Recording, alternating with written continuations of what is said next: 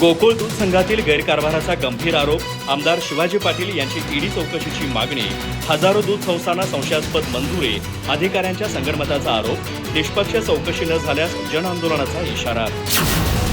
गोकुळ दूध संघामध्ये मोठ्या प्रमाणावर गैरकारभार सुरू असल्याचा गंभीर आरोप करत आमदार शिवाजी पाटील यांनी थेट अंमलबजावणी संचालनालय ईडी मार्फत चौकशीची मागणी केली आहे।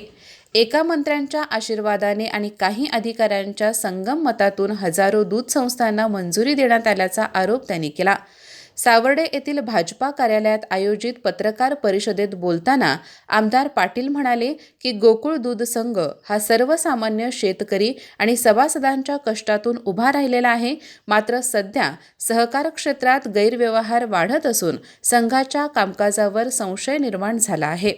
तत्कालीन विभागीय उपनिबंधक दूध पुणे आणि सध्याचे विभागीय सहाय्यक निबंधक महेश कदम यांनी तब्बल 3000 दूध संस्थांना मंजुरी दिल्याचा गंभीर आरोप त्यांनी केला। कोकणातील मोठ्या प्रमाणातील संस्थांची जबाबदारी सांभाळणाऱ्या अधिकाऱ्यांच्या कार्यक्षमतेवरही त्यांनी प्रश्नचिन्ह उपस्थित केले। या प्रकरणात संबंधित अधिकाऱ्यांनी कारवाईत कसूर केल्यास त्यांनाही जबाबदार धरले जाईल असा इशारा देत गैरप्रकार सहन केला जाणार नाही असे आमदार पाटील यांनी ठामपणे सांगितले। या संपूर्ण प्रकरणाची ईडी मार्फत चौकशी व्हावी यासाठी लवकरच मुख्यमंत्री देवेंद्र फडणवीस यांच्याकडे मागणी करणार असल्याचेही त्यांनी स्पष्ट केले। चुकीच्या गोष्टींना सरकार पाठिंबा देणार नाही असा विश्वास त्यांनी व्यक्त केला। दरम्यान गोकुळ दूध संघाच्या संस्थांची संख्या सुमारे 3800 वरून 7500 पर्यंत वाढल्याने या वाढीमागील कारणावरही संशय व्यक्त करण्यात आला आहे।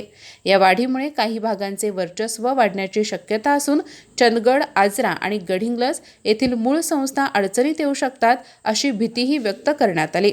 तसेच दूध संकलनातील आवक जावक, नवी मुंबई आणि पुढे मुंबईकडे जाणाऱ्या दूध व्यवहारातील वाढ तसेच या प्रतिक्रियेतून कोणाला फायदा होतो याची सखोल चौकशी व्हावी अशी मागणी करण्यात आली आहे।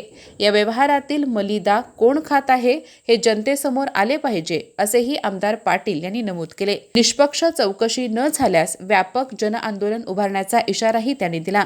या पत्रकार परिषदेस भाजपा नेते अशोक चराटी, गोकुळचे माजी संचालक दीपक पाटील, माजी सभापती शांताराम पाटील आणि सदस्य रवींद्र बांदिवडेकर उपस्थित होते। अधिक माहिती आणि ताज्या घडामोडींसाठी आजच आमचे चॅनल सबस्क्राइब करा।